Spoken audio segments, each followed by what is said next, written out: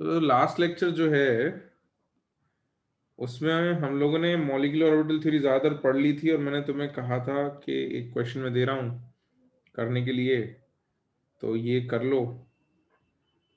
और बाकी फिर और कुछ चीज़ें बताऊंगा मैं एमओटी के बारे में कि जिससे जल्दी काम हो जाएगा। ये कर लिया क्वेश्चन तुम लोगों ने कॉन्फ़िगरेशन लिख के? तो जल्दी से इसको डिस्कस कर ले फटाफट से, है ना?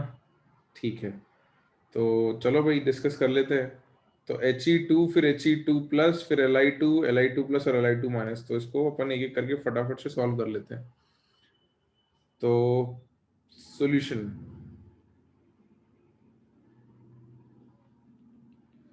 He होल ट्वाइस बेटा। तो He होल ट्वाइस का कॉन्फ़िगरेशन लिख लेते हैं। क्या आएगा? कितने इलेक्ट्रॉन है He होल ट्वाइस में? टोटल इलेक्ट्रॉन कितने हैं? 4। तो सिग्मा 1s2 और सिग्मा स्टार 1s2। तो इसका बॉन्ड ऑर्डर कितना आ रहा है बेटा? 0। तो बॉन्ड ऑर्डर 0 है, डायमैग्नेटिक है अगर बनेगा तो, वैसे तो एग्जिस्ट करेगा नहीं, है ना? और क्या बताना था? और कुछ बताना था क्या? Bond order, paramagnetic, diamagnetic nature और कॉन्फ़िगरेशन, ये तीनों बातें हो गई। तो ये अपना पहला था He2। सेकंड लिख लेते हैं He2 प्लस। तो इसमें कितने इलेक्ट्रॉन हो जाएंगे? 3। तो एक कम हो गया इलेक्ट्रॉन, तो सिग्मा 1s2 और सिग्मा स्टार 1s1। इसका बॉन्ड ऑर्डर अब कितना आ जाएगा बेटा? दो बॉन्डिंग के, एक एंटी बॉन्डिंग का। तो 2 - 1/2 इज हाफ या 0.5। और इसका नेचर क्या आ जाएगा? पैरामैग्नेटिक। बिल्कुल सही बात है, this will be paramagnetic. Okay, third पे आ जाते हैं। थर्ड क्या था अपना? Li2। तो Li2, तो लिथियम 2 बेटा। सिंगल लिथियम में कितने इलेक्ट्रॉन थे?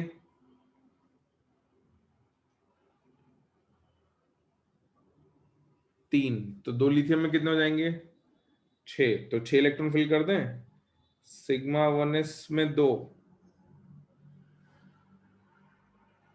फिर सिग्मा स्टार 1s में 2, उसके बाद सिग्मा 2s में 2। तो इसका बॉन्ड ऑर्डर कितना आ रहा है? 1 आ जाएगा, सही बात है। और ये डायमैग्नेटिक हो जाएगा। चलो, तो वेरी गुड, बहुत जल्दी जल्दी हो जाएगा काम क्योंकि तुम लोगों ने कर रखा है। फिर आगे Li2 क्या, प्लस या माइनस? Single positive. एक इलेक्ट्रॉन कम कर देते हैं, sigma 1s2 sigma star 1s2 sigma 2s1। इसका बॉन्ड ऑर्डर क्या आ जाएगा? 0.5। और ये हो जाएगा आपका पैरामैग्नेटिक। ठीक है, फिफ्थ पे आ जाते हैं। Li2 पे माइनस एक चार्ज, एक इलेक्ट्रॉन बढ़ गया ये, है ना? तो 6 की जगह 7 इलेक्ट्रॉन हो गए, फिल कर देते हैं। Sigma 1s2 sigma star 1s2 sigma 2s2 और सिग्मा स्टार 2s1। इसका बॉन्ड ऑर्डर कितना आएगा? 0.5। 0.5। और ये भी क्या आ जाएगा? पैरामैग्नेटिक। सही बात है। अच्छा एक बात बताओ, ये दोनों जो हैं, वैसे तो ये आगे इस पे क्वेश्चन कराऊंगा बट मैं यहीं पे पूछ लेता हूँ। ये दोनों जो हैं Li2 प्लस और Li2 माइनस, दोनों का बॉन्ड ऑर्डर सेम आ रहा है। तो इन दोनों में से बॉन्ड डिसोसिएशन एनर्जी एनर्जी या स्टेबिलिटी किसकी ज्यादा होगी? Li2 पॉजिटिव की कि Li2 नेगेटिव, किसकी ज्यादा होगी? पॉजिटिव की। क्यों ज्यादा होगी? रीजन लिखवाया था मैंने कि अगर बॉन्ड ऑर्डर सेम आए तो जिसमें एंटी बॉन्डिंग में ज्यादा इलेक्ट्रॉन हो जाते हैं उसकी स्टेबिलिटी क्या होती है, ज्यादा या कम? कम हो जाती है ना, ये लिखा हुआ था, याद रखना। कि अगर बॉन्ड ऑर्डर सेम आए तो जिसमें एंटी बॉन्डिंग में इलेक्ट्रॉन ज्यादा हो जाएंगे उसकी स्टेबिलिटी कम आएगी। तो यहां हम लिख सकते हैं कि अगर बॉन्ड डिसोसिएशन एनर्जी या स्टेबिलिटी की बात हो, दोनों का ऑर्डर सेम आता है, तो Li2 plus is more than Li2 minus, और उसका रीजन भी यहाँ लिख देते हैं क्योंकि this has more anti bonding molecular orbital, जगह कम पड़ गई, नीचे लिख देते हैं more anti bonding molecular orbital electrons, है ना। तो अभी आगे और भी सवाल करवाऊंगा, बट ये अपन ने यहाँ पर क्योंकि बात आ गई थी, दिख रहा था एकदम बगल बगल में कंपेयर करने, तो कर सकते हैं, लिख लो। तो प्रेशा बेटा यही तो अपन कह रहे हैं, वीबीटी के हिसाब से समझने जाओगे तो आपको हाफ बॉन्ड दिखेगा ही नहीं। बेसिकली हाफ बॉन्ड का मतलब क्या है कि एक बॉन्ड अपन उसको कह रहे हैं, बॉन्ड ऑर्डर वन उसको कह रहे हैं जहां दो इलेक्ट्रॉन्स बॉन्डिंग के लिए अवेलेबल होते हैं। जहां दो की जगह एक ही इलेक्ट्रॉन हुआ, वो हाफ बॉन्ड जैसा ट्रीट करेंगे। अब दिखने में तो बेसिकली ड्रॉ करने में तो एक ही लाइन ड्रॉ करोगे या डॉटेड लाइन ड्रॉ कर दो, ठीक है।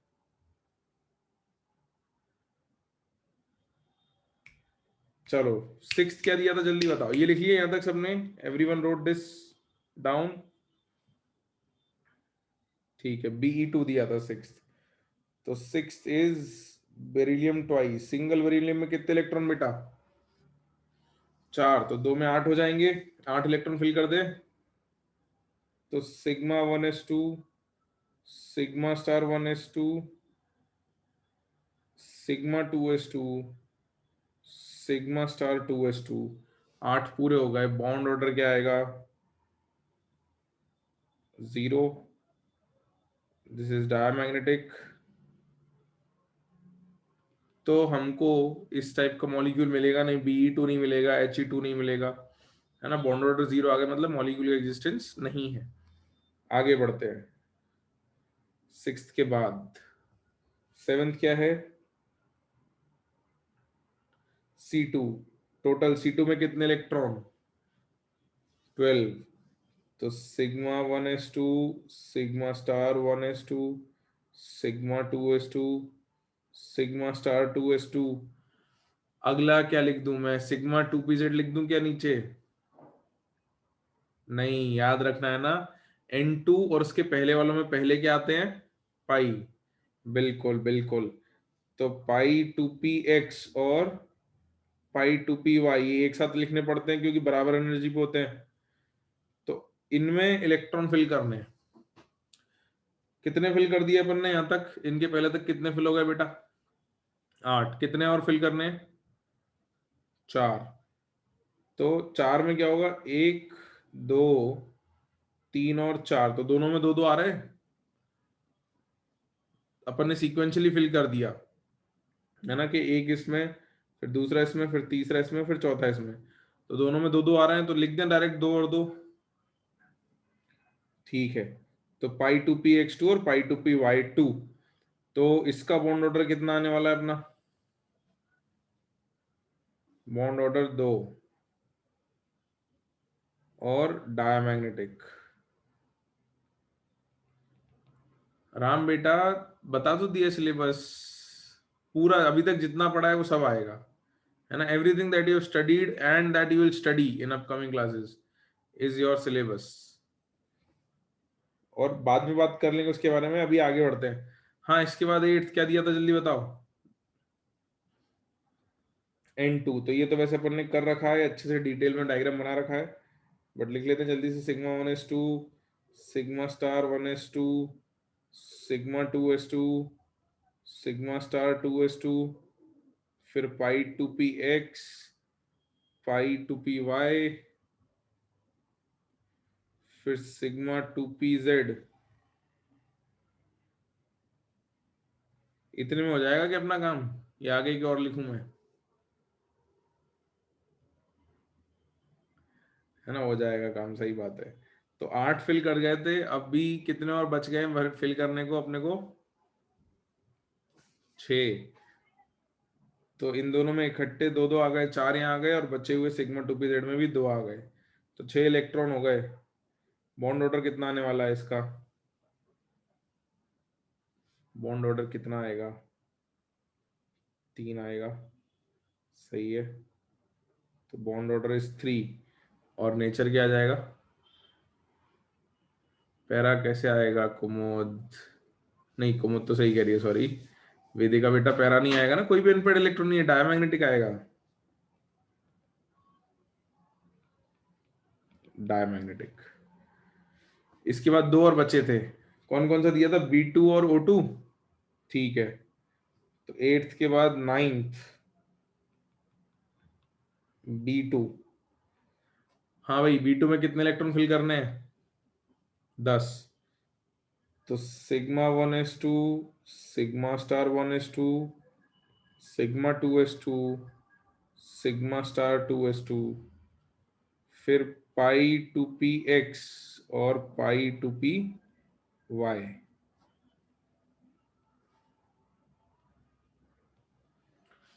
हाँ, कितने कितने रखने दोनों में, एक एक फिल करना पड़ेगा क्योंकि 8 भर दिए, दो बचे हैं, और दोनों में एक एक ही रख सकते हैं क्योंकि दोनों बराबर एनर्जी पे हैं। तो 2px1 और 2py1। बॉन्ड ऑर्डर कितना, 1। और नेचर क्या आएगा, पैरामैग्नेटिक। दो अनपेड है ना, तो पैरामैग्नेटिक नेचर आ जाएगा। तो आपके सिलेबस में जितने मॉलिक्यूल्स हैं उसमें आप ध्यान दोगे, तो B2 में टोटल इलेक्ट्रॉन कितने हैं, 10 इवन इलेक्ट्रॉन्स है ना, टोटल इलेक्ट्रॉन इवन है, मगर नेचर पैरामैग्नेटिक है। और ऐसा इसके अगले केस में भी होने वाला है, B2 और O2 दो ऐसे केस आपके सिलेबस में हैं जहां पे टोटल इलेक्ट्रॉन्स इवन है बट नेचर जो है वो पैरामैग्नेटिक है ना। तो अगला केस भी लिख लेते हैं और वहां भी लिख लेंगे इस बात को अपन, कि टोटल इलेक्ट्रॉन इवन होने के बावजूद पैरामैग्नेटिक नेचर है। तो 10th वाला केस आ गया आपका O2। तो O2 का भी कॉन्फ़िगरेशन जल्दी से लिख लेते हैं, लिखें। 16 इलेक्ट्रॉन है, सही बात है, बहुत सारा फिल करना पड़ेगा। तो σ1s2, σ*1s2, फिर σ2s2, फिर σ*2s2। इसमें पहले क्या लिखना है, पाई के सिग्मा, सिग्मा, बिल्कुल सही बात है, σ2pz2, फिर π2px और π2py। इन दोनों में दो दो इलेक्ट्रॉन फिल कर देता हूं क्योंकि मुझे पता है कि 14 से तो ज्यादा जाना है, यहाँ तक 14 हो रहे हैं। इसके ऊपर π2px और π2py, और ये दोनों स्टार वाले हैं, π*2px, π*2py और σ*2pz। अब इनमें इलेक्ट्रॉन फिल करने हैं, तो कितने कितने फिल कर दे भाई, एक एक फिल कर दे, सही बात है। तो लेट्स फिल 1 इलेक्ट्रॉन्स ईच। तो एक σ2, सॉरी π2p, π*2px और π*2py। तो इसका बॉन्ड ऑर्डर कितना, 2, और पैरामैग्नेटिक इन नेचर। तो इसके भी टोटल इलेक्ट्रॉन लिख लेते हैं। तो टोटल इलेक्ट्रॉन जो है इसके 16 है, इवन है, बट फिर भी ये पैरामैग्नेटिक नेचर शो करता है। तो B2 और O2 दो ऐसे केसेस हैं हमारे सिलेबस के अंदर जो टोटल इलेक्ट्रॉन्स इवन होने के बावजूद पैरामैग्नेटिक नेचर शो करते हैं। ऑलराइट, ठीक, यहां तक सबने कर लिया था, बिल्कुल। तो अब कुछ क्वेश्चंस में हमारी लाइफ आसान करने के लिए हम कुछ बातें लिख लेते हैं जो हम इतनी बार कर चुके हैं, जो हमको बहुत आसानी से याद रह जाएंगी। क्या बातें लिखेंगे हम, यहाँ तक नोट कर लिए क्या सबने, तो मैं इसको थोड़ा ऊपर स्क्रॉल कर लूँ, कर लिया ना। हाँ, तो अब हम क्या लिखेंगे, अब हम एक टेबल बनाएंगे जिसमें हम लिखेंगे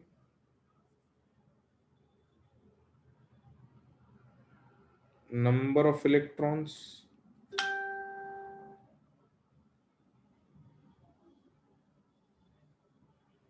नंबर ऑफ इलेक्ट्रॉन्स, उसके बाद उसके सामने बॉन्ड ऑर्डर, और उसमें anti bonding molecular orbital electrons in outermost shell, outermost shell में एंटी बॉन्डिंग मॉलिक्यूलर इलेक्ट्रॉन्स कितने हैं ये लिखेंगे। अभी लिखने से फायदा क्या होगा वो मैं इसके बाद क्वेश्चन कराता हूँ, उसमें करेंगे। तो तुम लोग 1 मिनट रुक जाओ, मैं तुम्हें टाइम दे दूंगा लिखने के लिए। एक बार देख लो कि टेबल कैसी बन रही है, उसके हिसाब से तुम कॉलम्स को कितनी दूरी पे बनाना है बना लेना है ना, एक बार देख लो। तो अपन टोटल नंबर ऑफ इलेक्ट्रॉन्स की बात कर रहे हैं, दीज आर टोटल मॉलिक्यूल या आयन के अंदर टोटल नंबर ऑफ इलेक्ट्रॉन्स की बात करें तो टोटल नंबर ऑफ इलेक्ट्रॉन्स आपके पास 8 या 9, 10, 11, 12, 13, 14, 15, 16, 17, 18, 19 और चलो 20 भी लिख ही लेते हैं, वैसे तो 19 तक काम हो जाएगा अपना, बट 20 ठीक है। अब इससे अपन कुछ सीखेंगे, क्या सीखेंगे? अरे तुम सब्र तो रखो हर्ष यार, 8 से ही क्यों लिया भी बता दूंगा, थोड़ा पेशेंस तो रखो। 8 से क्यों लिया, तुम्हें फिल करना है तो मैं 1 से फिल कर लेना, कोई दिक्कत नहीं है। एक्चुअली तुम्हें 8 तक की भी जरूरत नहीं पड़ेगी, तुम्हें कुछ नंबर्स की जरूरत पड़ेगी, बट एक ट्रेंड बन रहा है इसलिए मैंने लिया है। लिखो देखो जरा। अच्छा मुझे ये बता बेटा, N2 जब तुमने लिखा था उसमें टोटल इलेक्ट्रॉन कितने आए थे? 14। बॉन्ड ऑर्डर कितना आया था उसका? 3 है ना। तो ये जो तुमने N2 लिखा था 14, इसका बॉन्ड ऑर्डर आया था तुम्हारे पास 3.0। अच्छा N2 के अंदर जो सेकेंड शेल था उसके एंटी बॉन्डिंग में कितने इलेक्ट्रॉन थे? मतलब pi star 2p(x), pi star 2p(y), sigma star 2p(z) में कितने इलेक्ट्रॉन थे N2 के अंदर? 0 थे, है ना। कोई भी एंटी बॉन्डिंग इलेक्ट्रॉन नहीं था आउटर मोस्ट शेल में, है ना। ये मैंने इसको 0 लिख दिया। अभी थोड़ी देर में ये टेबल काम आने वाली तुमको, अभी देखो। ये हमने किया हुआ है, जो जो हमने किया उसको लिख रहे हैं अभी हम, ठीक है। फिर हमने C2 के लिए भी बात की थी, है ना। C2 की बात की थी, अभी तुमने कॉन्फ़िगरेशन लिखा था। C2 में बेटा टोटल इलेक्ट्रॉन कितने थे? 12 थे। अच्छा 12 इलेक्ट्रॉन्स पर बॉन्ड ऑर्डर कितना आया था आपका? 2 आया था। तो 12 इलेक्ट्रॉन्स पे आपका बॉन्ड ऑर्डर आया था 2.0। अच्छा इसमें आउटर मोस्ट शेल में कितने एंटी बॉन्डिंग इलेक्ट्रॉन थे? 0, है ना। इसके भी anti bonding 2p(x), 2p(y), sigma star 2p(z), pi star 2p(x), pi star 2p(y) में कोई इलेक्ट्रॉन नहीं था, ठीक है। अच्छा O2 में कितने इलेक्ट्रॉन्स टोटल थे? 16। तो O2 में टोटल आपके 16 इलेक्ट्रॉन थे। इसका बॉन्ड ऑर्डर कितना आया था? 2.0। और इसमें एंटी बॉन्डिंग मॉलिक्यूलर ऑर्बिटल में इलेक्ट्रॉन कितने थे? 2, है ना। ये कुछ रेफरेंस है जिन पे हम काम कर चुके हैं। अब मैं तुम्हें आगे की टेबल फिल करके बता देता हूँ कि क्या टेबल आएगी, और तुम कॉन्फ़िगरेशन से लिखोगे तो अभी यही डेटा निकल के आने वाला है ना। और फिर इसको यूज कैसे करना है टेबल को, यही बताऊंगा। तो देखो बेटा, अपन अब मैं जरा इस टेबल को फिल करना शुरू करता हूँ, ठीक। तो ये 14 से एक आगे बढ़े, अपन 15 पे आए, तो बॉन्ड ऑर्डर मैंने 0.5 से कम कर दिया, 3 से 2.5 आ गया मैं, और एंटी बॉन्डिंग का इलेक्ट्रॉन 1 से बढ़ा दिया। अभी सुनते जाना तुम, उसके बाद लिखने में टाइम दूंगा भरपूर। फिर 16 पे आए, है ना। 15 से 16 पे आए तो ये बॉन्ड ऑर्डर आधे से कम कर दिया, इलेक्ट्रॉन 1 बढ़ा दिया। फिर आगे चलते हैं, 17 पे आए तो बॉन्ड ऑर्डर फिर हाफ से कम कर दूंगा, और एंटी बॉन्डिंग का इलेक्ट्रॉन 1 से बढ़ गया। 18 पे आते हैं, बॉन्ड ऑर्डर क्या लिख दूं अब जरा बताओ? 1.0। और एंटी बॉन्डिंग इलेक्ट्रॉन कितने लिख दूं? 4। 19 पर 0.5 एंटी बॉन्डिंग इलेक्ट्रॉन्स 5, और 20 पर 0.0 एंटी बॉन्डिंग इलेक्ट्रॉन्स 6। अच्छा Ne2 होता था अपना 20, F2 होता है अपना 18, O2 होता है अपना 16, N2 होता है अपना 40। ये तो नीचे जाने का ट्रेंड हुआ, ठीक है। अभी ऊपर का भी ट्रेंड देखते हैं। अभी ये 3 से 2 आ रहा है 2 जंप में, तो यहाँ बीच में कुछ आ रहा होगा, तो बीच में क्या आ रहा था? 2.5। तो 13 पर ये आ जाएगा 2.5, लेकिन यहाँ नंबर जीरो ही रहेगा, है ना। ये जीरो ही रहेगा, ये क्यों, जरा ध्यान से देखो। मैं तुमको एक बार एनर्जी लेवल डायग्राम पे ले जाता हूँ, जिससे तुमको आसानी से वो बात दिख जाएगी, विजुअलाइज हो जाएगी कि जीरो क्यों रहने वाला है। तो अपन ने एनर्जी लेवल डायग्राम बनाया था N2 का, बेटा ये दिख रहा है, ये 14 इलेक्ट्रॉन्स भरे हुए हैं, ये पूरे 14 भरे हुए हैं, दिख रहे हैं। तो 14 से ऊपर जाते हो तो एंटी बॉन्डिंग में 1 2 3 4 5 और 6 आते हैं। 15 16 17 18 19 20, तो एक एक बढ़ रहे थे। यही हो रहा था आउटर मोस्ट शेल में, जब 15 16 पे जा रहे तो एक एक बढ़ाता गया था एंटी बॉन्डिंग। लेकिन कम करना शुरू करते हैं, तो इसमें से एक कम किया मैंने, देखना ये एक कम कर दिया, तो बेटा एंटी बॉन्डिंग में भी कोई इलेक्ट्रॉन बढ़े क्या, जीरो रहा। और अगला सेकंड कम करूंगा तब भी जीरो रहेगा एंटी बॉन्डिंग में, है ना। थर्ड कम करूंगा, फोर्थ कम करूंगा, फिफ्थ कम करूंगा, सिक्स्थ कम करूंगा, तो 14 में से 6 के 6 इलेक्ट्रॉन हटा दूंगा, तब भी क्या एंटी बॉन्डिंग में कोई इलेक्ट्रॉन आने वाला है, नहीं आएगा, है ना। तो ऊपर जाएंगे, मतलब 14 से आगे आए तो एंटी बॉन्डिंग के इलेक्ट्रॉन बढ़ना शुरू होते हैं, लेकिन 14 से पीछे आएंगे, अगर माइनस में जाएंगे तो एंटी बॉन्डिंग इलेक्ट्रॉन जीरो ही रहते हैं, क्योंकि हम तो बॉन्डिंग के इलेक्ट्रॉन कम कर रहे हैं, है ना। तो अभी देखो उस टेबल को अपन आगे बढ़ाते हैं और उस टेबल का यूज भी करेंगे। ये अपनी टेबल, तो ये अपन ने फिल करा था 2.5 फिर 2, ठीक है। 13 से एक 14 से एक इलेक्ट्रॉन कम किया, बॉन्ड ऑर्डर आधे से कम हो गया, और एक इलेक्ट्रॉन कम किया, बॉन्ड ऑर्डर आधे से कम हो गया। तो 11 पे कितना बॉन्ड ऑर्डर आने वाला है भाई, 1.5, एंटी बॉन्डिंग इलेक्ट्रॉन जीरो। 10 पर अब मैं जल्दी जल्दी लिख रहा हूँ, अब तो मेरे को लगता है सबको कॉन्सेप्ट क्लियर हो गया होगा कि कैसे लिख पा रहे हैं हम, कि क्या नंबर आने वाला है।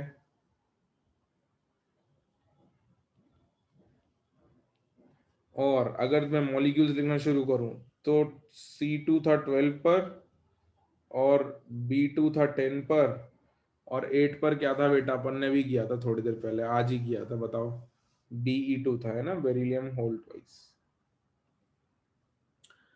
है ना। तो तुमको ये भले ही याद रहे ना रहे, ये तो तुम इलेक्ट्रॉन गिन के निकाल सकते हो, बट ये बहुत आसानी से याद रहेगा कि भाई ये हमारा बेस केस था, इससे ऊपर जाओ तो बॉन्ड ऑर्डर आधे आधे से कम होता है, एंटी बॉन्डिंग इलेक्ट्रॉन नहीं बढ़ते हैं, और नीचे आओ तो आधे आधे से भी कम होता है, लेकिन इसमें एंटी बॉन्डिंग इलेक्ट्रॉन एक एक से बढ़ता जाता है। ये आसान है ना याद रखना, बहुत सिंपल है कि भाई अगर N2 याद है तो उससे ऊपर का पूछा जाए नीचे का पूछा जाए, फटाफट से 0.5 वाला काम करके बता देंगे। और इससे लाइफ कहाँ आसान होगी वो अभी मैं बताता हूँ आपको, है ना, कि कहाँ अपनी लाइफ इसमें आसान हो जाएगी। इजी है, बहुत इजी है। तो अब इसको फिल कर लो, और फिर अपन इसका यूज करना सीखते हैं कि इसको यूज कैसे करेंगे।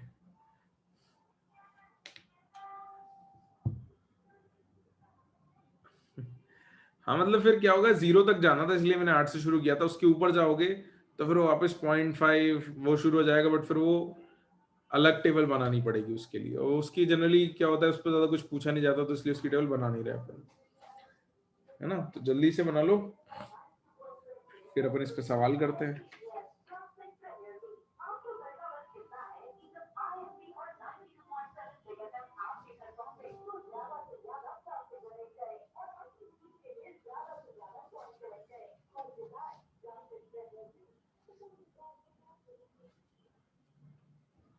तो इसको लिख लो, जब लिख लो तो मुझे बता देना कि सर लिख लिया है।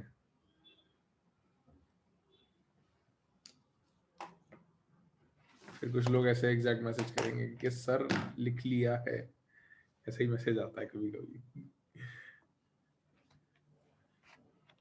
या मैं कहूंगा कि बोल देना कि सर डन, तो फिर समझ आएगा सर डन।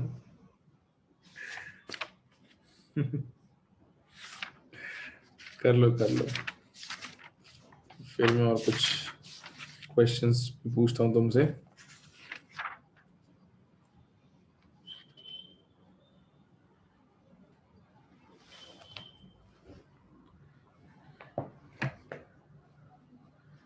लिख लिए सबने, कर लिया क्या?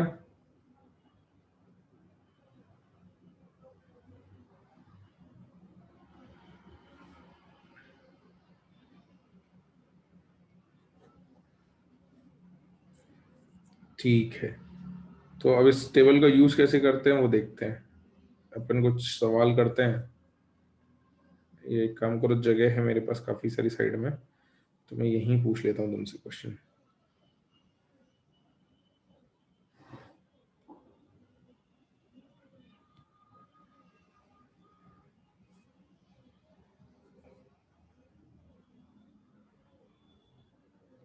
Question, right the bond order for the following species. तो मैं कुछ स्पीशीज दे रहा हूँ, उसमें तुमसे बॉन्ड ऑर्डर पूछ रहा हूँ। तो भाई जैसे आपको पहला C2+, second Cn negative, third NO positive, fourth N2 positive, fifth O2 positive, sixth O2 negative, और क्या पूछ सकते हैं, सेवेंथ NO डाई पॉजिटिव, और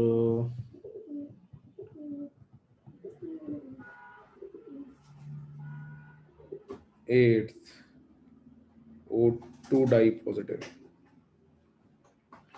है ना। तो करो बेटा इसको जल्दी से।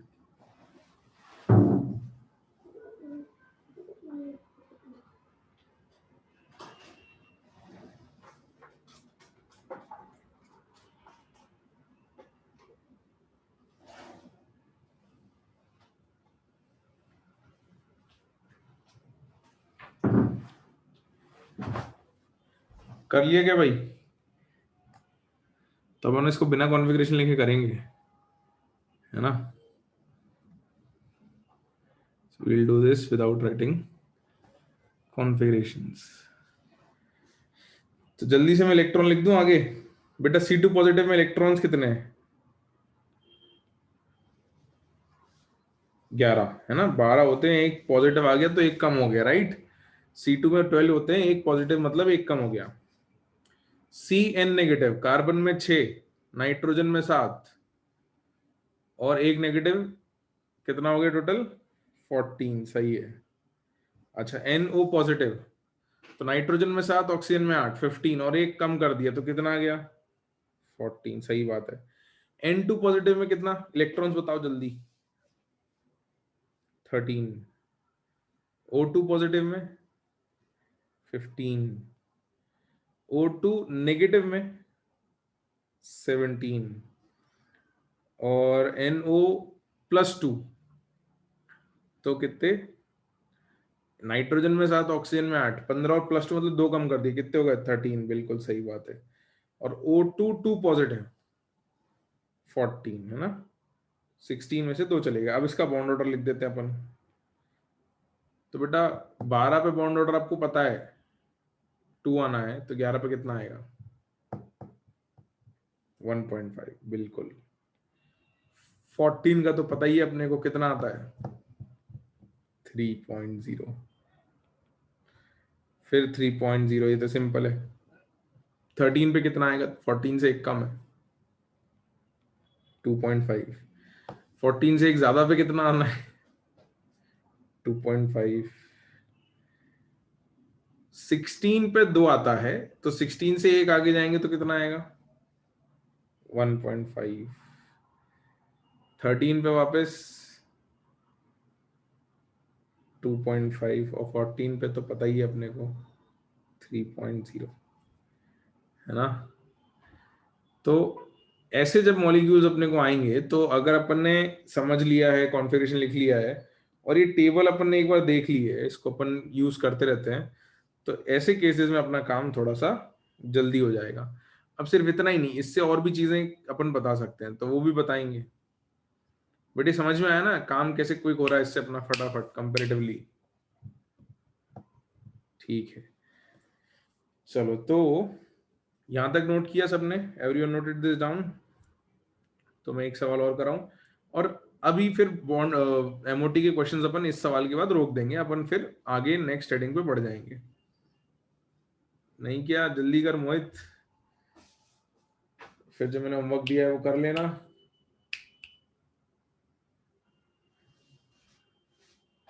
ठीक है, चलो तो अगला सवाल आपकी होपफुली कंप्यूटर स्क्रीन्स पर ये है। कंप्यूटर पे ही पढ़ते हो ना? कोई मोबाइल लेके तो नहीं पढ़ रहा आजकल? मोबाइल पे नहीं पढ़ाई करनी भाई। हाँ, कंप्यूटर मतलब वही लैपटॉप, कंप्यूटर चलेगा, टैबलेट चल जाएगी, थोड़ी बड़ी स्क्रीन होनी चाहिए, स्क्रीन बड़ी होनी चाहिए। चैन बेटा, फोन पे मत करा कर पढ़ाई।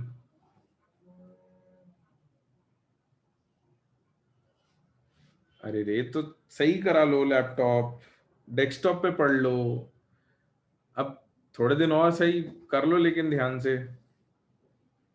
चलो चलो चलो, सवाल लिखते हैं। फोन पे मत पढ़ा करो बेटा, बहुत छोटा दिखता है फोन पे, आंखों पे स्ट्रेन नहीं आता तुम्हारे? जो लोग फोन से पढ़ रहे हैं उनकी आंखों पे स्ट्रेन नहीं आ रहा क्या? आ रहा होगा, आदत हो गई। चलो ठीक है, अभी तो ठीक है। चश्मा लग जाएगा। चलो चलो ठीक है, क्वेश्चन पे आते हैं। चलो आओ आओ, क्वेश्चन क्वेश्चन क्वेश्चन लिखो। Right the order of bond dissociation energy comma stability. Right the order of bond dissociation energy comma stability and bond length for number 1 O2 comma O2 single positive comma O2 double positive comma O2 single negative comma O2 double negative,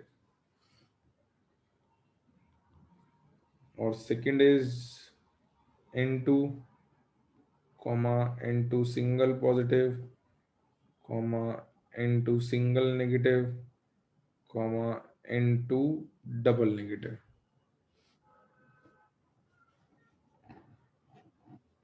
तो इस सवाल को अपन अपनी table की मदद से करेंगे, है ना? तो लिख लो सवाल, फिर तुमसे ही पूछूंगा और आंसर तुम ही बताओगे।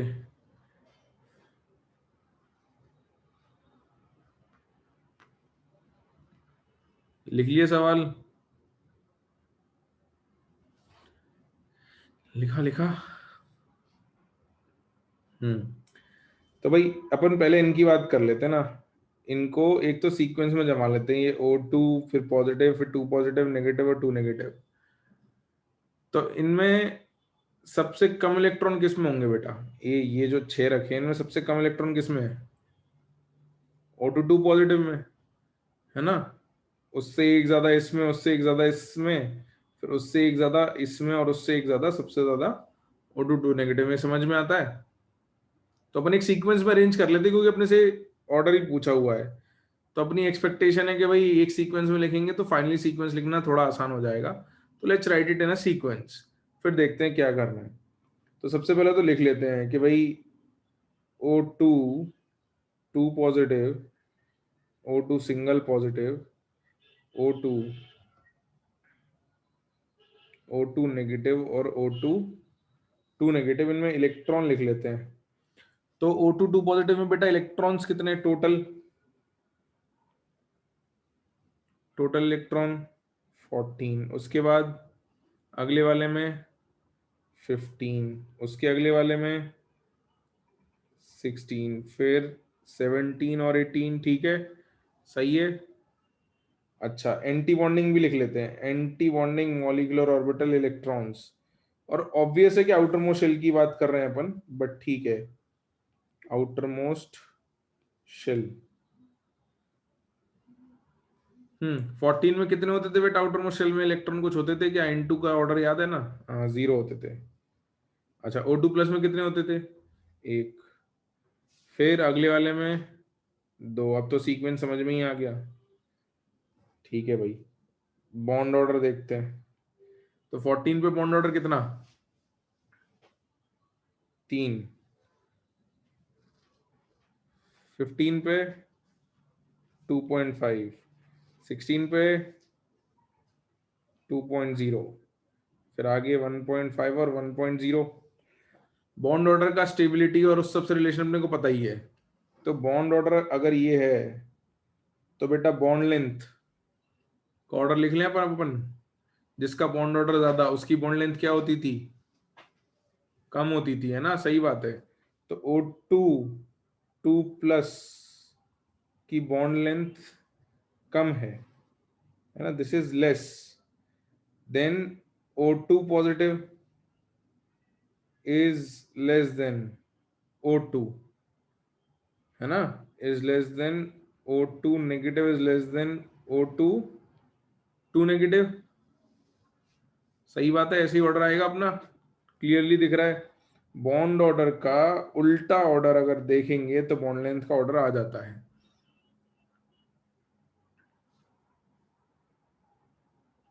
अच्छा, बॉन्ड लेंथ कम होने पे बॉन्ड एनर्जी या बॉन्ड डिसोसिएशन एनर्जी क्या होती है? बॉन्ड डिसोसिएशन एनर्जी बढ़ जाएगी, ज्यादा हो जाएगी, मॉलिक्यूल को तोड़ना उतना मुश्किल हो जाएगा। तो अगर आपको बॉन्ड लेंथ का ऑर्डर पता चल गया तो बॉन्ड डिसोसिएशन एनर्जी का ऑर्डर उल्टा हो जाएगा। सही बात है। तो O2 2 पॉजिटिव की bond dissociation energy is more then O2 positive is more than O2 is more than O2 single negative is more than O2 2 negative। और लास्ट चीज स्टेबिलिटी। तो ये तो अपन ने एमओटी में देख रखा है कि स्टेबिलिटी और बॉन्ड डिसोसिएशन एनर्जी का ऑर्डर सेम आना है। तो कर देते हैं सेम।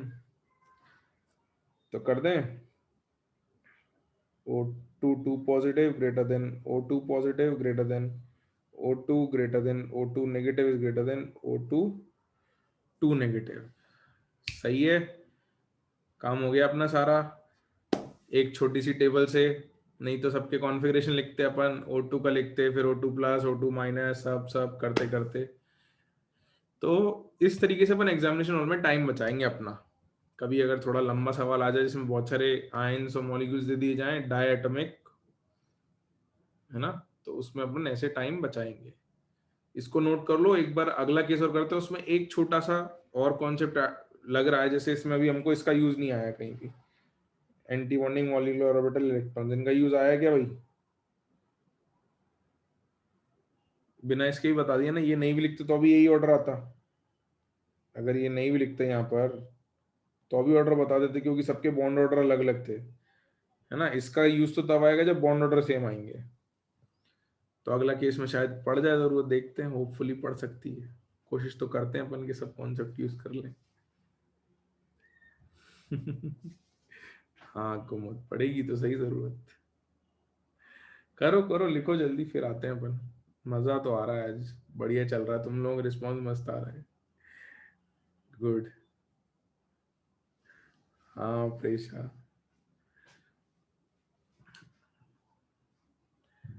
लिखा भी जनता सबने।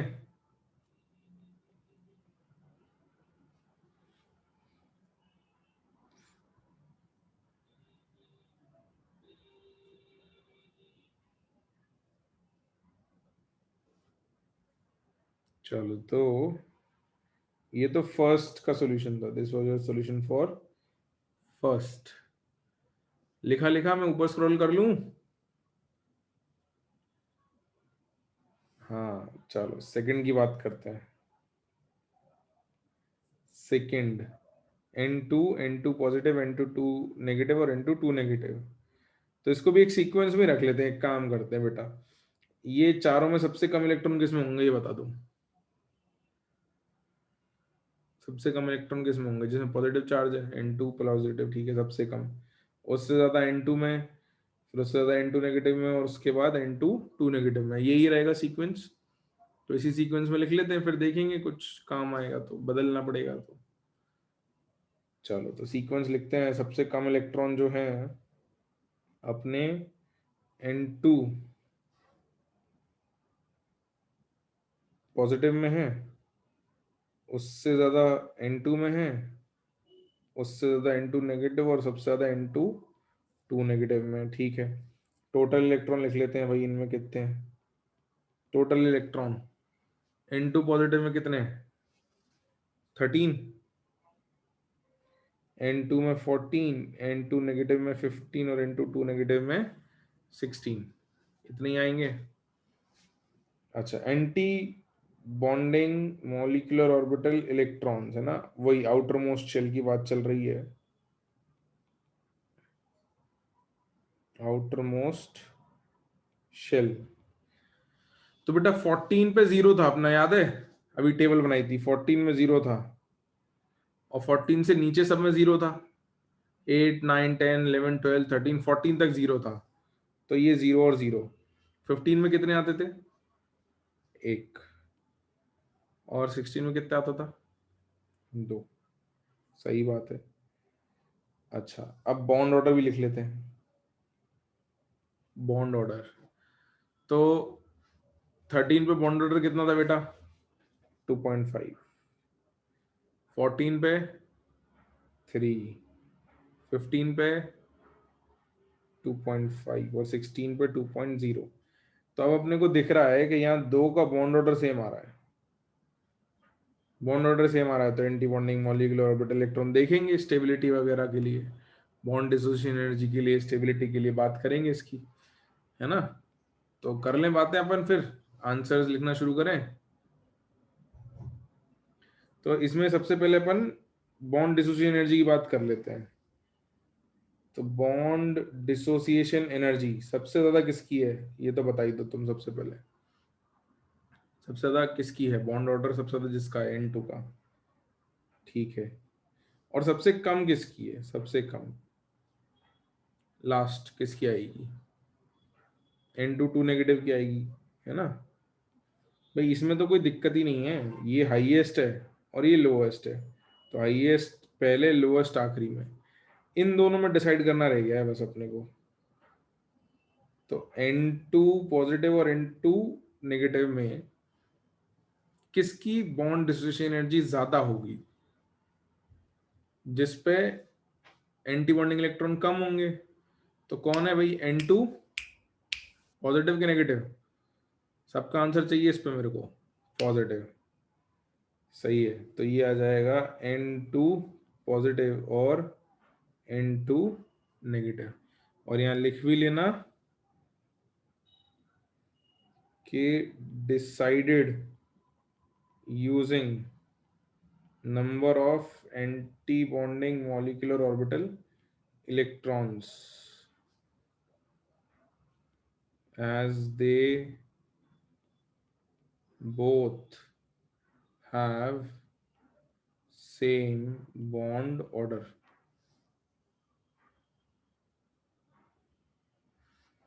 है ना? इसके आगे का काम तो अपना आसान हो गया, मतलब इसके आगे तो फिर कुछ मुश्किल काम नहीं है। एक बार एक चीज का ऑर्डर आ जाता है तो बाकी चीजों के ऑर्डर तो हम कैलकुलेट कर लेते हैं।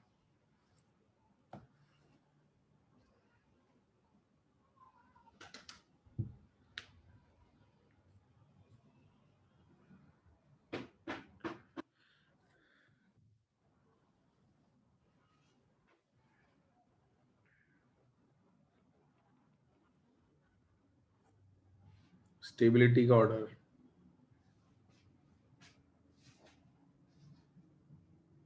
सेम ही आएगा। बॉन्ड डिसोसिएशन एनर्जी और स्टेबिलिटी का ऑर्डर सेम आता है। तो ये भी लिख लेते हैं जल्दी से। N2 more than N2 positive, more than N2 negative, more than N2 2 negative। ये सेम लॉजिक है ना? और अब बचता है बॉन्ड लेंथ। तो बेटा बॉन्ड लेंथ का स्टेबिलिटी या डिसोसिएशन एनर्जी से ऑर्डर कैसा आता था? सेम के अपोजिट? ऑपोजिट आता था। तो उल्टा लिख देते हैं, N2 less than N2 positive is less than N2 negative is less than N2 2 negative, and that is your answer. सही है? क्लियर सबको?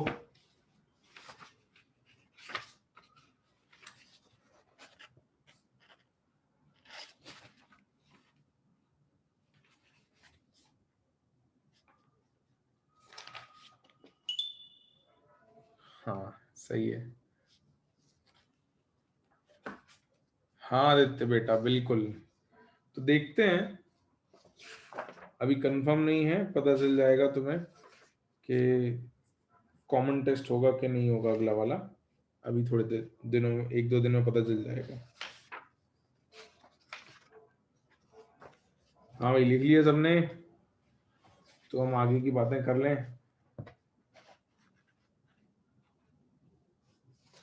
तो बेटा अब जो तुमको होमवर्क दिया था ना, जो कुछ तुमको मैंने होमवर्क भेजा था, वो अब तुम सारा कर सकते हो। वो सारा कर लो और आगे का होमवर्क मैं फिर भेज दूंगा, है ना? काफी सवाल दे दिए हैं, उनको कर लो। जयवर्धन बेटा ऑफलाइन क्लासेस 15 नवंबर तक तो डेफिनेटली नहीं है, उसके बाद फिर देखते हैं, लेट्स सी। हाँ भाई लिख लिया सबने? अभी पढ़ना बाकी है, क्लास खत्म नहीं हुई है, अभी बीच में इधर उधर की बातें नहीं करनी है ना? अभी पहले यहाँ तक लिख लिया, अभी अगला टॉपिक, नया फ्रेश टॉपिक स्टार्ट करेंगे अपन। तो इसके बाद क्या है बेटा कि अब तुम जो है मॉलिक्यूलर ऑर्बिटल थ्योरी के क्वेश्चन सारे कर लो, मैंने जो होमवर्क दिए हैं वो कर लो, और भी कुछ क्वेश्चन है वो मैं और होमवर्क दे दूंगा। अभी के लिए काफी होमवर्क है, सारा का सारा एक दिन में नहीं करना है। बहुत सारे लोग एक होमवर्क भेजता हूँ तो कहते हैं कि सर आप इतना सारा एक साथ दे देते हो, तो ऑब्वियस सी बात है कि सारा एक साथ नहीं करना है, इसलिए मैंने पार्ट्स में भी दिया है, आज कल परसों, है ना? ठीक है, तो ये हमारा मॉलिक्यूलर ऑर्बिटल थ्योरी था। अब हमको नेक्स्ट हेडिंग लिखनी है जिसमें हम वापस वीबीटी वाली चीजें यूज करेंगे, एमओटी भी यूज करेंगे एमओटी में, लेकिन हमने ऑलरेडी चीजें डिस्कस कर ली, जैसे बॉन्ड लेंथ है या बॉन्ड डिसोसिएशन एनर्जी है, ये हमको पढ़ना है। बट अब जनरल जहां एमओटी के सिवा वीबीटी से होगा वो भी करेंगे। इनको अपन एक हेडिंग के अंदर रखते हैं, जिस हेडिंग को हम कहते हैं bond parameters. The heading is known as bond parameters.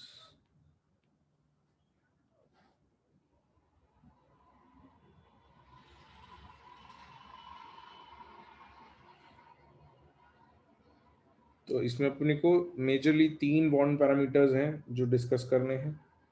पहला होता है बॉन्ड लेंथ, दूसरा है bond dissociation energy, bond dissociation, इसको मैं शॉर्ट में आगे जाके बी डॉट एल लिखा करूंगा। बॉन्ड डिसोसिएशन एनर्जी जो है इसको B dot D dot E, और जो थर्ड है विच इज बॉन्ड एंगल, इसको मैं बी ए शॉर्ट में लिख लिया करूंगा। तो ये 3 बॉन्ड पैरामीटर्स अपने को पढ़ने हैं, इनको अपन डिफाइन भी करेंगे और समझेंगे भी कि क्या होते हैं, कैसे होते हैं, और इनको हम कंपेयर कैसे कर सकते हैं, ये सब बातें भी। तो first thing that we'll try to understand is bond length, कि डिफाइन कैसे होगी बॉन्ड लेंथ और फिर इसको कंपेयर कैसे करना है। लिख लो यहाँ तक ये हेडिंग, इसके अंदर ये 3 सब हेडिंग पढ़ेंगे अपन। उसकी पहली सब हेडिंग बॉन्ड लेंथ, लिखो।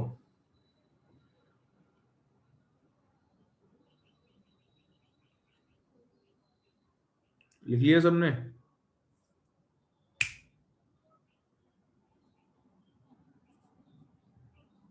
हाँ या ना? लिख लिया? चलो तो उसके नीचे लिखना शुरू करते हैं हम।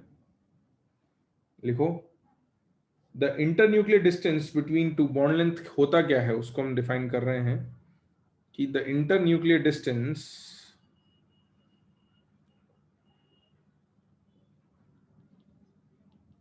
the internuclear distance between two covalently bonded between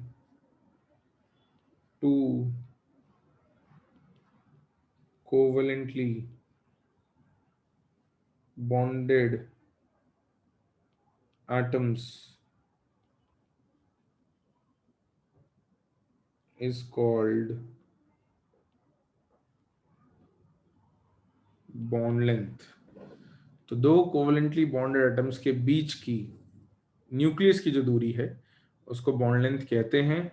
अगर तुम्हें याद हो तो हमने इसको पहले पीरियोडिक टेबल में भी डिफाइन किया था जब हमने एटॉमिक रेडियसेस डिफाइन किए थे कोवलेंट वाला, है ना। बिल्कुल। तो इसका एक डायग्राम हमने पहले बनाया था, अभी फिर बना लेते हैं। तो ये आपके पास एक एटम है और ये उसका न्यूक्लियस है, और एक और एटम है आपके पास और ये इस पे कोवलेंटली ओवरलैप बॉन्ड अपन दिखा देते हैं इस टाइप से कि भाई इनमें एक कोवलेंट ओवरलैप हो गया,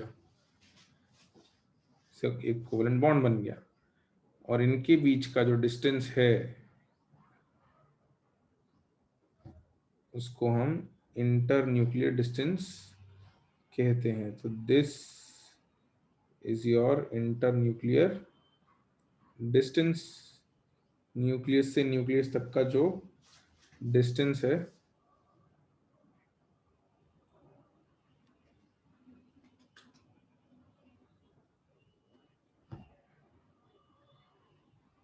this is your bond length. इस तरीके से हम बॉन्ड लेंथ को डिफाइन कर देते हैं। दो न्यूक्लियस के बीच के डिस्टेंस को बॉन्ड लेंथ कहते हैं।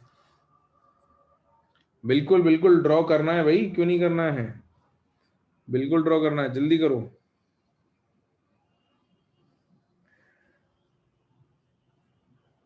ड्रॉ करना है और इसके नीचे क्या हेडिंग लिखनी है वो भी मैं लिख देता हूँ। सब हेडिंग किन किन फैक्टर्स पर डिपेंड करेगा ये लिखेंगे।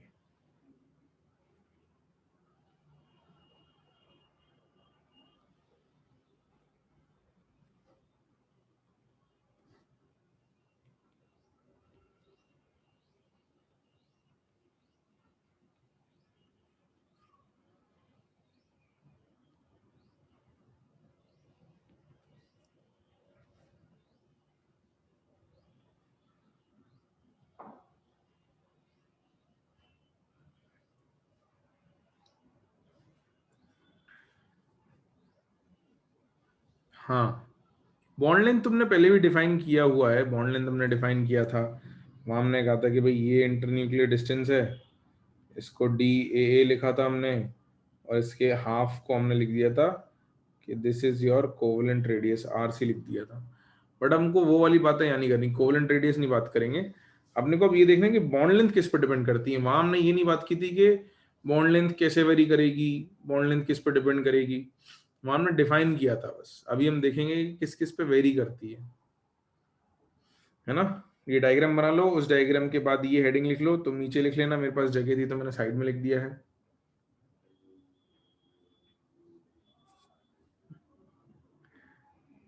लो सुजल देख लो।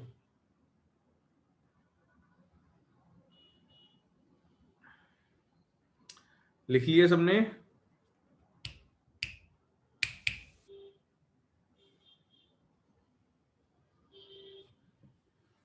ठीक है, तो आगे बढ़े।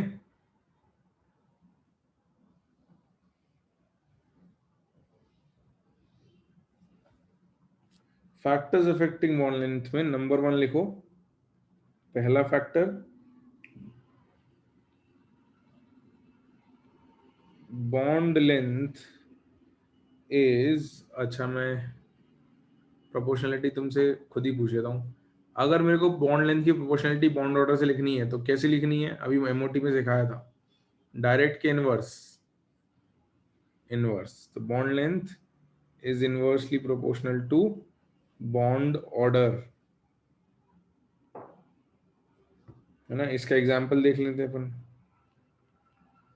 कि भाई आपके पास CH3 है या CH2 है या फिर CH और CH। तो कार्बन कार्बन बॉन्ड लेंथ की अगर बात की जाए, है ना, अगर कार्बन कार्बन बॉन्ड लेंथ की बात की जाए तो लेफ्ट टू राइट जाते वक्त बॉन्ड ऑर्डर का क्या हो रहा है बेटा? बॉन्ड ऑर्डर क्या हो रहा है कार्बन कार्बन के बीच में, है ना, carbon between carbon carbon, between carbon carbon की बात चल रही है। तो बॉन्ड ऑर्डर क्या हो रहा है, बढ़ रहा है या कम हो रहा है? बढ़ रहा है ना, बॉन्ड ऑर्डर इज इंक्रीजिंग। थोड़ा स्पेस ले लेते हैं। Bond order increases.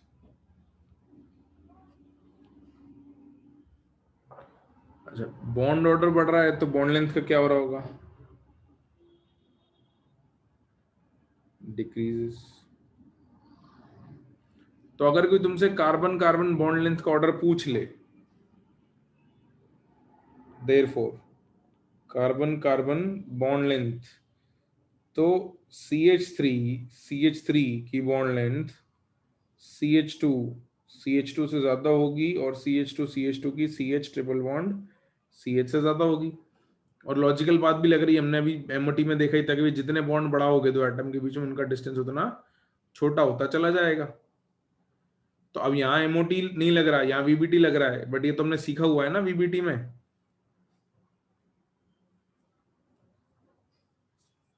है ना। बिल्कुल।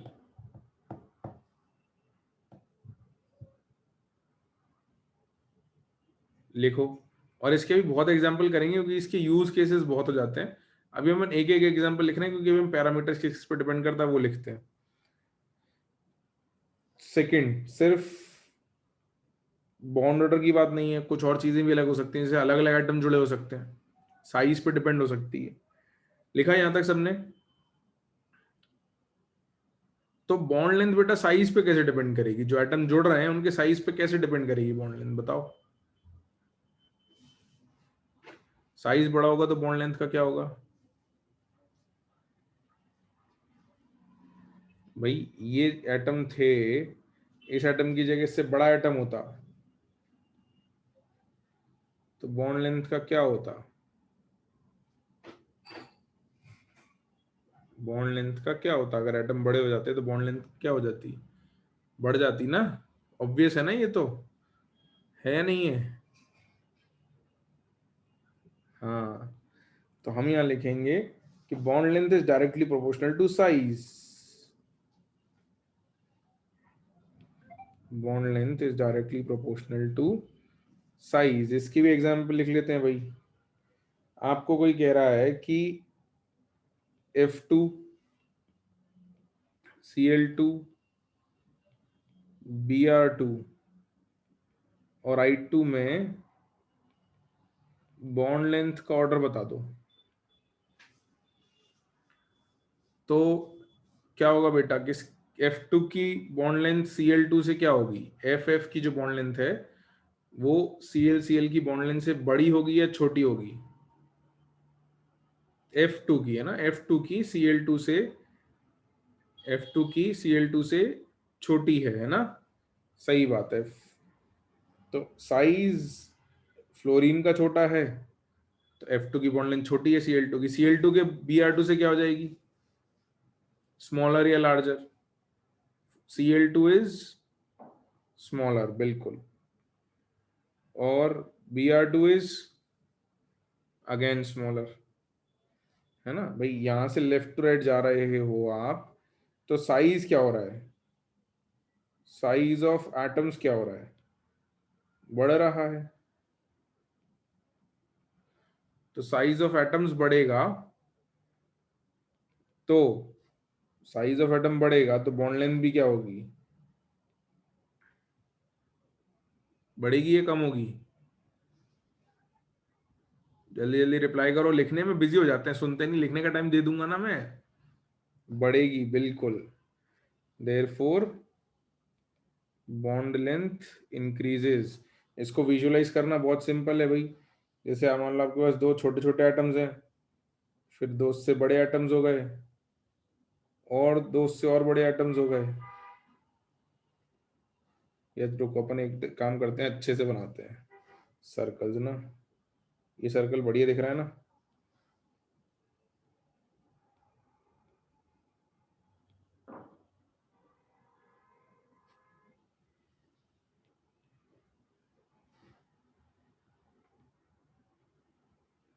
तो ये दो छोटे एटम्स हो गए।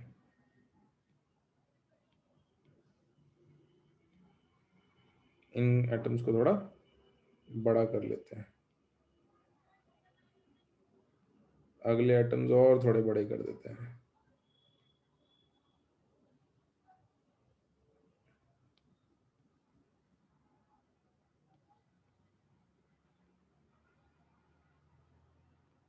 ये ज़्यादा बड़े हो गए, इनको इधर रख देते हैं और एक मीडियम साइज के बीच में रख लेते हैं,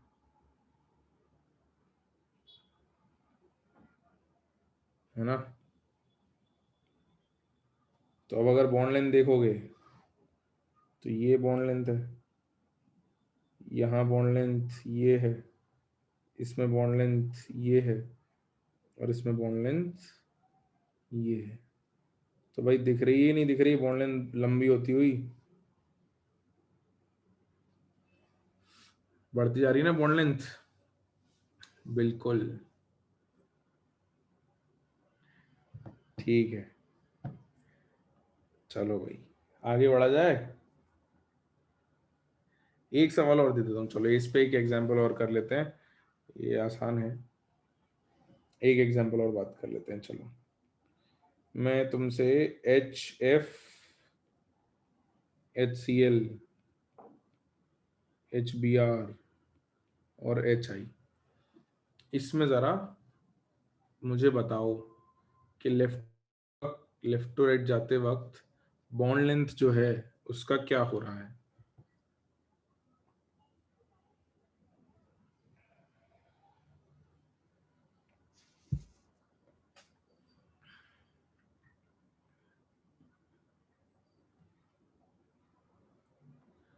लेफ्ट टू राइट जाते वक्त साइज क्या हो रहा है बेटा। हाइड्रोजन तो फिक्स है, बट दूसरे एटम का साइज में तो वेरिएशन है ना।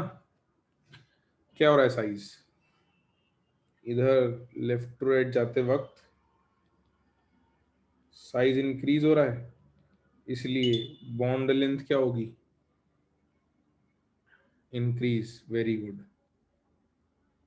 इंक्रीज। तो अपना ऑर्डर जो है वो इस टाइप से बन के आ जाएगा, आएगा, यही ऑर्डर आएगा।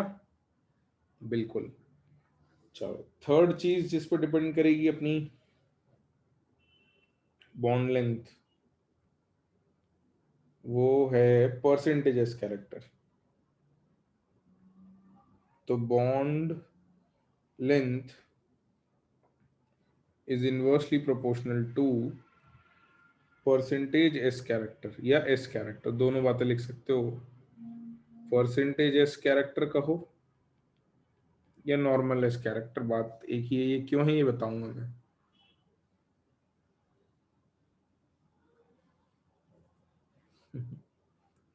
हाँ आदित्य, अच्छा भेजा होगा बेटा, मैंने पढ़ा थोड़ी। हाँ तूने सही कहा होगा, मैं मना थोड़ी कर रहा हूँ। तो कोई बात नहीं, ठीक है।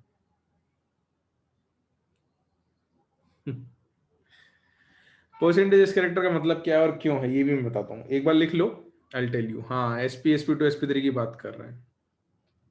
लिखा भाई, सबने लिखा।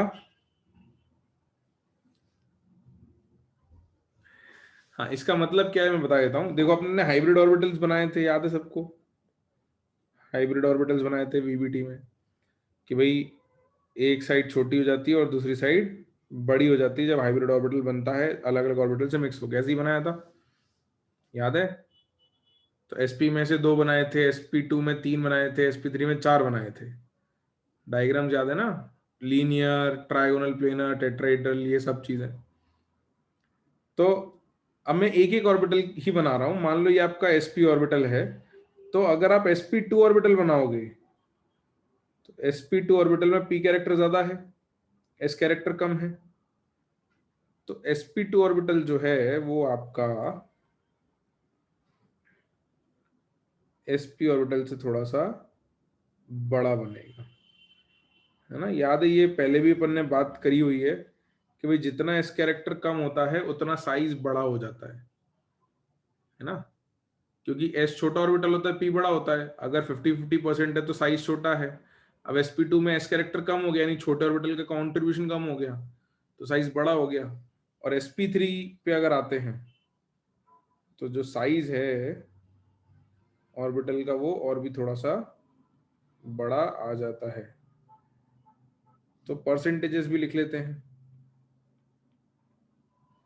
ये साइज है, परसेंटेजेस है, तो यहाँ 50%, दूसरे वाले में 100/3% या 33.33 लिख देता हूँ, और इसमें 25%, है ना। ऐसा कुछ किया हुआ था अपन ने, सबको याद आ रहा है? एक बार चाहो तो घर जाके आज मतलब क्लास के बाद रिवाइज कर लेना। तो यही बात अपन ने यहाँ लिखी बेटा कि परसेंटेजेस कैरेक्टर और बॉन्ड लेंथ उल्टा चलेंगे, तो दिख रहा है परसेंटेजेस कैरेक्टर कम है तो साइज बड़ा है, साइज बड़ा है तो इस ऑर्बिटल से जो बॉन्ड बनेगा वो बड़ा बनेगा, हाँ या ना। भाई साइज बड़ा हो गया तो वो बॉन्ड लंबा बनेगा। ये हमने लिखा हुआ था कि bond length is directly proportional to size. तो if you have a larger orbital, size बड़ा है तो बॉन्ड लेंथ बड़ी आनी है ना। इसका एग्जांपल भी दे देता हूं मैं आपको।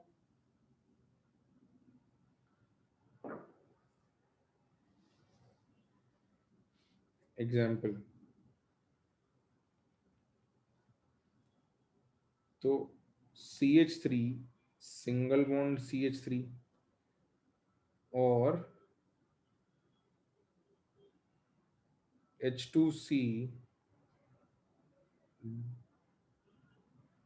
Double bond C H CH CH2 और C single bond C triple bond CH और ट्रिपल बॉन्ड CH। अपने पास टाइम कितना है? टाइम कम है, तो मैं एक काम करता हूँ, ये तुमको हाइब्रिडाइजेशन बताता हूँ, उसको सोचना। तो मैं ना इसको आंसर निकालने के लिए इसका और इसका हाइब्रिडाइजेशन sp3 और sp3, है ना, इसका और इसका हाइब्रिडाइजेशन डबल बॉन्ड हाइब्रिडाइजेशन तो बता ही सकते हो, जल्दी बताओ क्या क्या है इन दोनों का।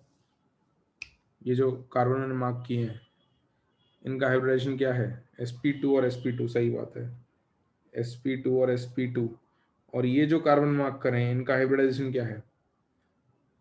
sp और sp। तो अगर ये जो कार्बन मार्क्ड है, स्टार मार्क कर देता हूं इन कार्बन्स को, इनकी अगर बॉन्ड लेंथ कंपेयर करें तो bond length sp3 sp3 is more than sp2 sp2 is more than sp और sp। ये बात समझ में आती है? यहाँ दो बड़े बड़े ऑर्बिटल्स का ओवरलैप है, यहाँ कंपैरेटिवली छोटे ऑर्बिटल्स का ओवरलैप है, और यहाँ सबसे छोटे ऑर्बिटल्स का ओवरलैप है ना। इसको अपन डिस्कस कर लेंगे अगली क्लास में और, बट तुम इसको थोड़ा सोचना, मुश्किल नहीं है। मतलब try and think on this. तो मैं थोड़ा दे देता हूँ सोचने और पढ़ने और समझने के लिए यहाँ पर टाइम, तुमको टाइम मतलब यहाँ पर थ्योरी आज की रोक दूंगा, मुश्किल नहीं है ये चीज, बट सोचना, इसको थोड़ा इमेजिन भी करना है ना। तो मुश्किल नहीं है, बिल्कुल आसानी है, इट्स नॉट टू टफ। यहाँ तक लिख लो।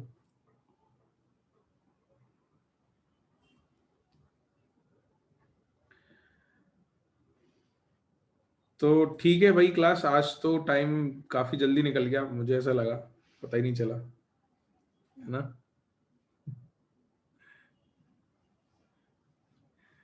सही है।